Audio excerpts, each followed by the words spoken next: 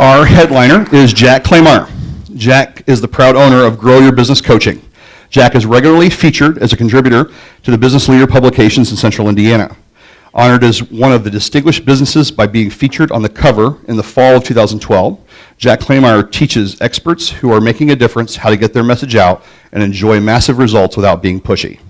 Jack is the author of Turn Talk into Clients, Networking Best Practices, the first in the Jack It Up series. I said that 5 times in practice before I get that right. After almost 20 years in corporate America, Jack left to pursue his passion of working with entrepreneurs, business owners, and professionals to help them grow their businesses. Simply put, Jack helps make businesses better. He works with associations, economic development offices to help existing businesses grow and thrive. Jack is a World War II history buff, a father of 3 and a husband to 1. Pause for comedic timing. It says it right there. Let's give Jack a warm Sparks welcome.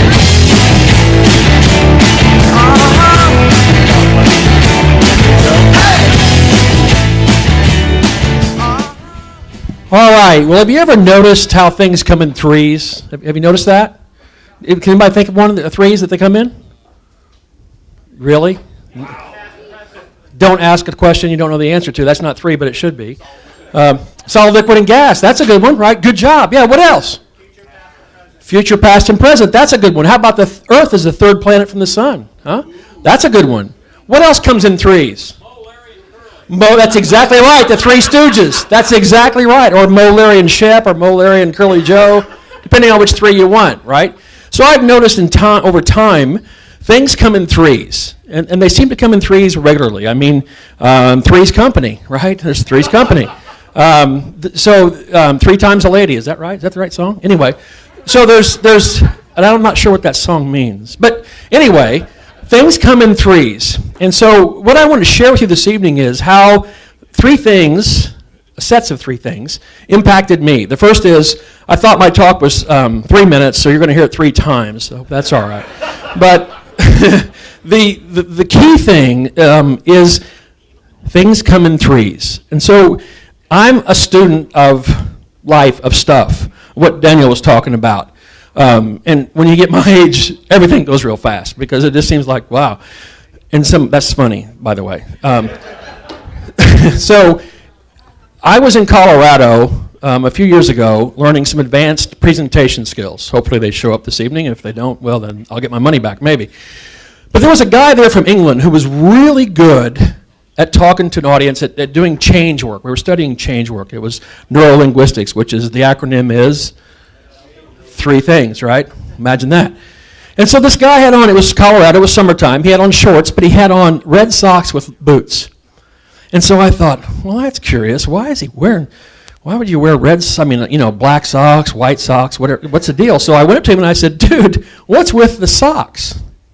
Good question, right? His answer was, well, these shoes are made of leather, and if I don't wear socks, my feet perspire and they smell. Well, that's not the answer I wanted. The answer I wanted is, why are you wearing red socks? Right? But I asked the wrong question. So what I learned from that was how to ask good questions.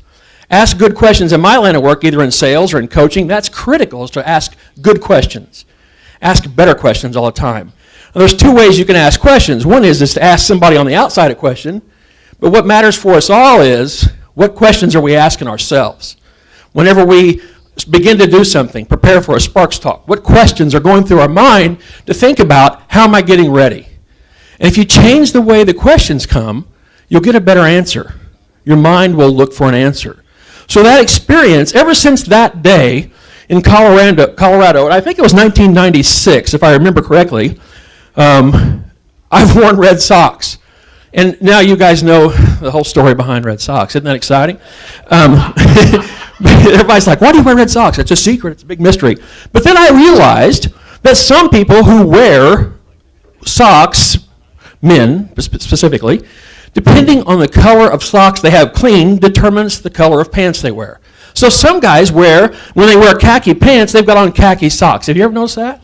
And sometimes they have on green socks, right, with green pants. And that's curious to me because 9 times out of 10, you never see the socks. So I wonder how a 9, 12, 14, Hazel Walker bought me a pair of socks. She told me it was $28, so a $28 pair of socks, how that could figure out how much a wardrobe costs. And you don't even see the socks most times. And that's how we affect the world around us, is we don't even see the things that we do that we realize that the impact that we're leaving. So how do you dress? How do you act? How do you behave? How do you show up? That says 5, that beeped. Wow. All right, so if there's a nuclear attack or something, I love you all. Thanks for coming. It's been a... So ask good questions, like what the... so ask good questions. And how we make sense of the world as human beings, this is from NLP, is we use deletions, distortions, and generalizations. 3 things.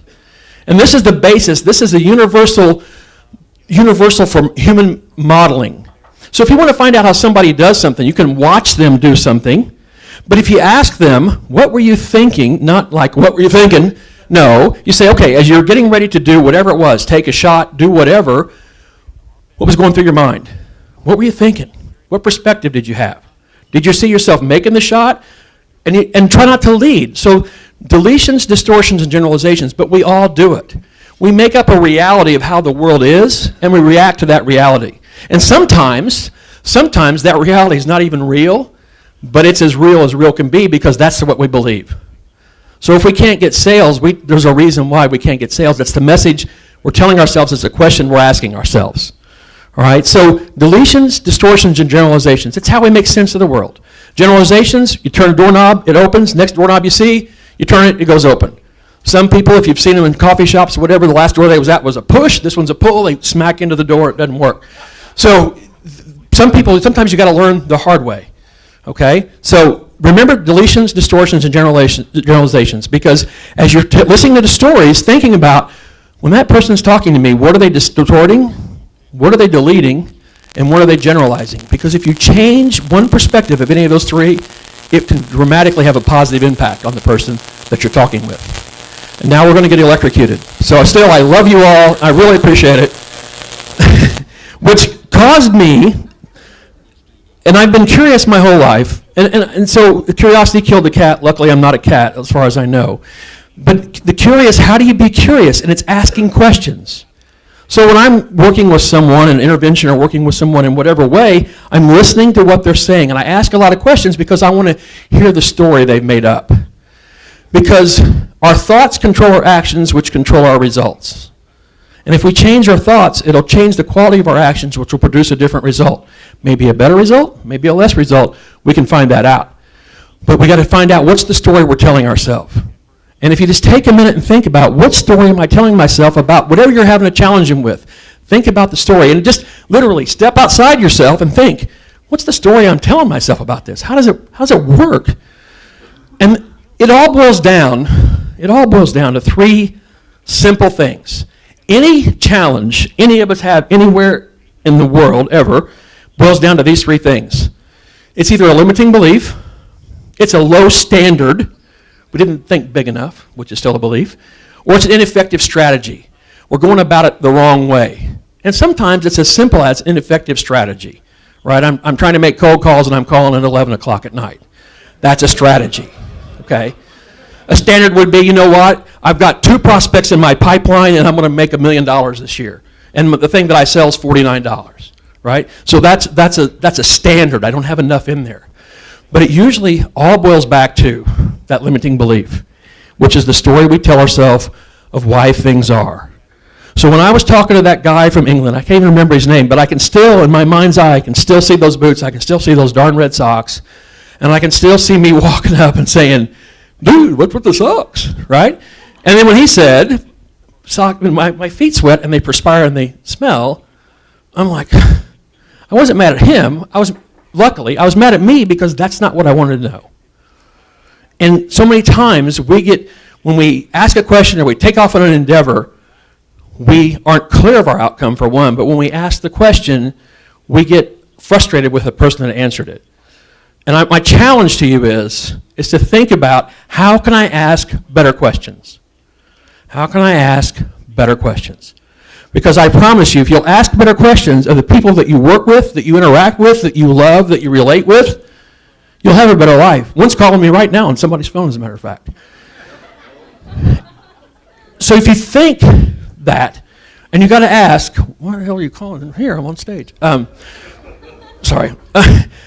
So just think, how can I ask a better question? How can I ask a better question? There's open-ended questions and there's closed-ended questions. An open-ended question is who, what, where, how, when. Try to avoid why. Get you in a whole different subject. Don't have time for that tonight. As opposed to yes or no question. Those are called closed-ended questions. Did you do it? Did you not? Sometimes those are effective for checking for clarity, but the open-ended questions, who, what, where, when, why, how. Those are the open-ended questions. So if you do those things and you put those into your life and you check whenever you start to stumble, what questions am I asking? What's my story? You'll find new things that will help you take things to a new level and have 2015 be the best year you've ever had. I promise that'll happen to you. And don't be like me and ask, dude, what's with the socks? Because you won't get the answer that you want. Mr. Reed.